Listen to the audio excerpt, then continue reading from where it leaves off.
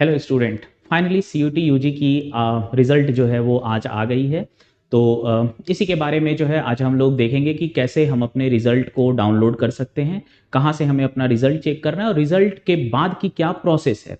तो सबसे पहले ये नोटिफिकेशन है जो अभी एनटीए जो कि सीयूटी का एग्ज़ाम कंडक्ट कराती है, उसने आज सीयूटी यूजी का रिज़ल्ट डिक्लेयर कर दिया है।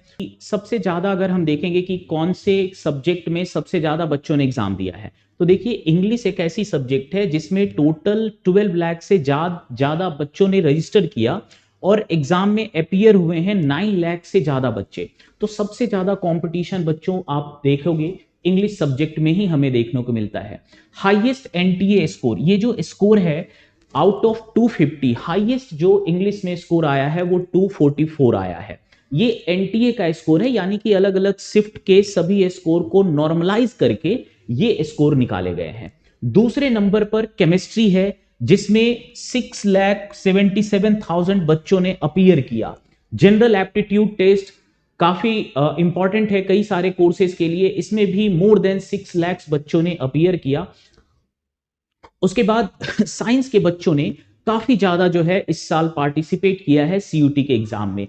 ये दिखाता है कि किस तरह से साइंस के सब्जेक्ट्स के लिए भी, चाहे वो मैथमेटिक्स डोमेन का हो या फिर मेडिकल या बायोलॉजी डोमेन का हो, सीयूटी का एग्जाम काफी रेलेवेंट हो रहा है। सबसे जो महत्वपूर्ण है कि हम अपना रिजल्ट कैसे चेक करें।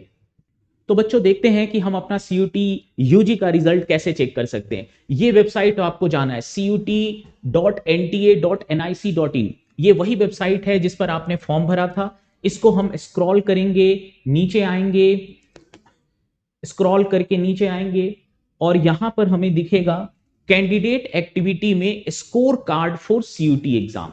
आपको इसे क्लिक करना है। इसको क्लिक करने के बाद आपका ये लॉगिन विंडो ओपन हो जाएगा जहां पर आपको अपने एप्लीकेशन नंबर डालने हैं। तो हमने देखा कि आप यहां पर अपना एप्लीकेशन नंबर डालेंगे, पासवर्ड डालेंगे, कैप्चा डालेंगे और लॉगिन करेंगे। अगर आपने अपना पासवर्ड आप भूल गए हैं तो आप यहां से फॉरवर्ड पासवर्ड भी कर सकते हैं। सबसे इंपॉर्टेंट बात कि रिजल्ट आने के बाद क्या, रिजल्ट आने के बाद की जो प्रोसेस है वो तो मैं आपको आगे के वीडियो में और भी डिटेल में बताऊंगा। अभी हम लोग देखते हैं कि रिजल्ट के बाद की प्रोसेस जो है हमें क्या फॉलो करनी है। देखिए सीयूटी यूजी 2026 ये एग्जाम आपको एनटीए ने, नेशनल टेस्टिंग एजेंसी ने कंडक्ट कराया और उन्होंने आपको आपका रिजल्ट दे दिया। अब एनटीए का काम खत्म, रिजल्ट आने के बाद एनटीए का काम खत्म। अब आपको क्या करना है, अब आपको जो आपने पहले से कोर्सेस डिसाइड कर रखे हैं कि किन किन कोर्सेस में मुझे जाना है, किन किन कोर्सेस का मुझे अप्लाई करना है और किन किन यूनिवर्सिटी में अप्लाई करना है। देखिए ध्यान से, ये बहुत जरूरी है कि अब जो भी आपको अप्लाई करना है वो यूनिवर्सिटी की वेबसाइट पे करना है। जैसे अगर दिल्ली यूनिवर्सिटी के लिए अप्लाई करना है तो डीयू की वेबसाइट पर हमें जाना होगा। डीयू की जो वेबसाइट है यूजी एडमिशन की, इस पर कुछ दिनों में आपको नोटिफिकेशन आ जाएगा काउंसलिंग के लिए। अभी तो काउंसलिंग की नोटिफिकेशन नहीं आई है डीयू के यूजी कोर्स के लिए। जैसे ही नोटिफिकेशन आएगा हम लोग आपको इन्फॉर्म करेंगे। एक बार डीयू की वेबसाइट पर, वहां पर जैसे ही काउंसलिंग का इंफॉर्मेशन आया, उसे सीसेस कहते हैं, उसके बाद हमें यूनिवर्सिटी के वेबसाइट से के थ्रू हमें डीयू का फॉर्म भरना पड़ेगा।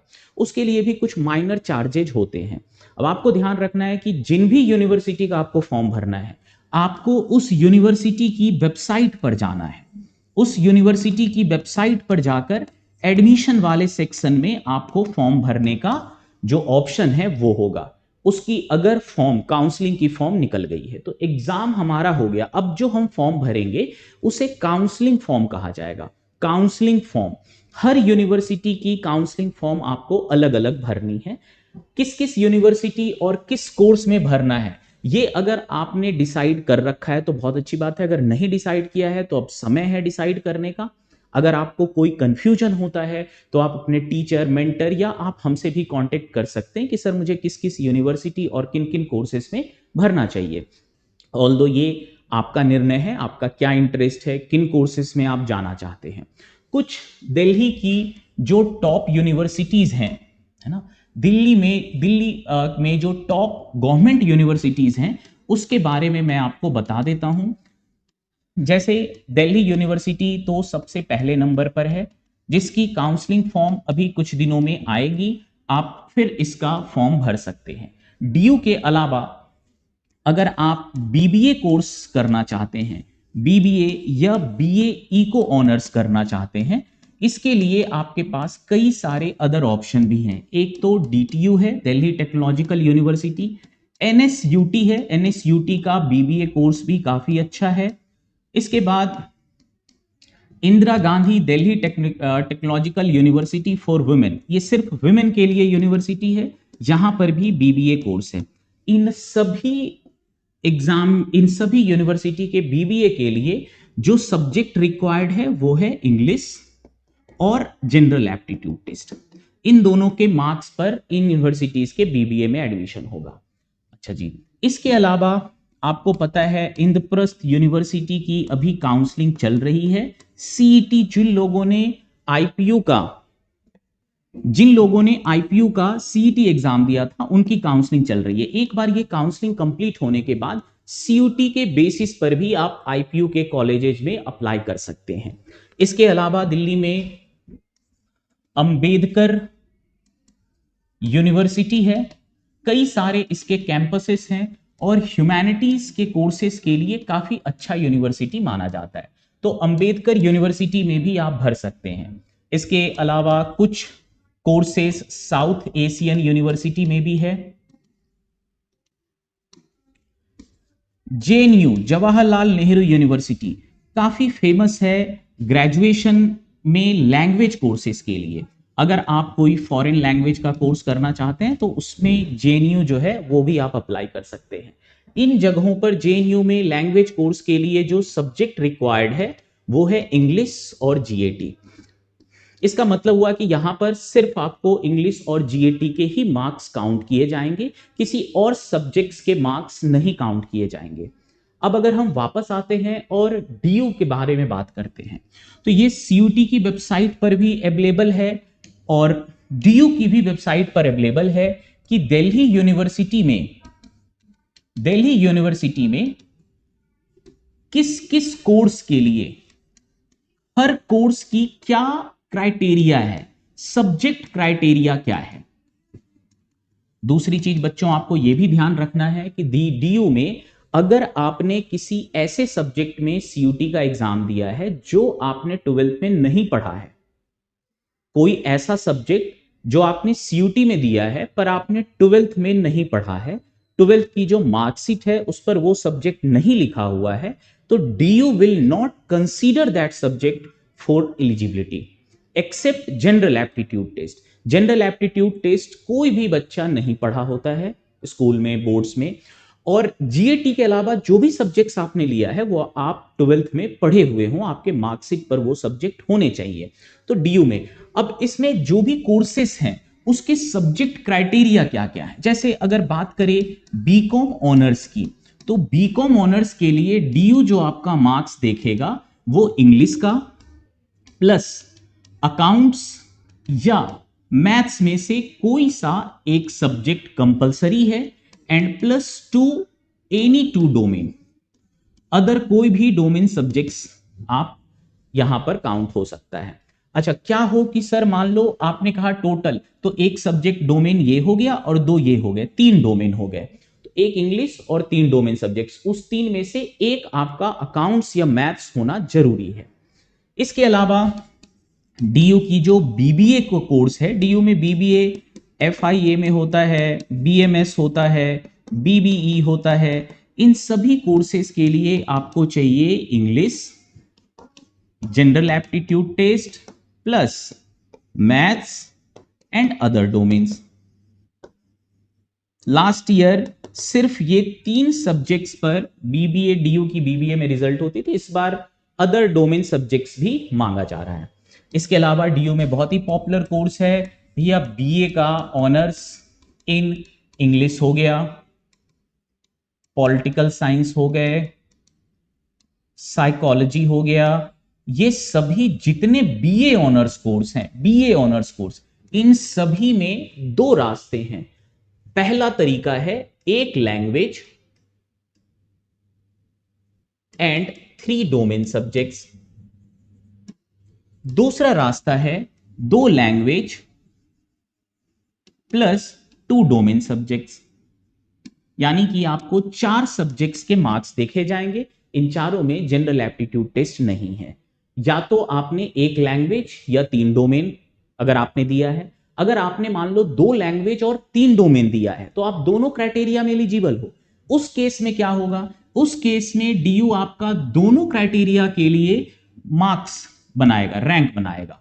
तो मान लो आपको एक लैंग्वेज और 3 डोमेन में जो टॉप एक लैंग्वेज है और 3 डोमेन है उसके टोटल मार्क्स, इसके द्वारा जितने भी मार्क्स आए उसमें से जिसमें आपका बेहतर रिजल्ट आ रहा होगा, जिसमें आपकी रैंक अच्छी आ रही होगी, मार्क्स ज्यादा आ रहा होगा, उसे कंसीडर किया जाएगा एडमिशन के लिए।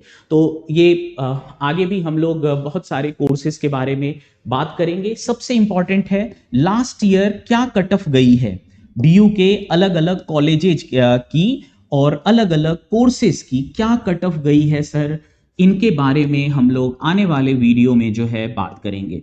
ध्यान दीजिएगा, अभी के समय पे बहुत सारी ऐसी वीडियो आपको मिलेंगी जहां पर कोई भी कुछ भी बता रहा है, इतने कट ऑफ जाते हैं, इसमें कर लो। उन पर आप सिर्फ ऑथेंटिकेट सोर्स जो सही हैं उन्हीं पर आप विश्वास करें।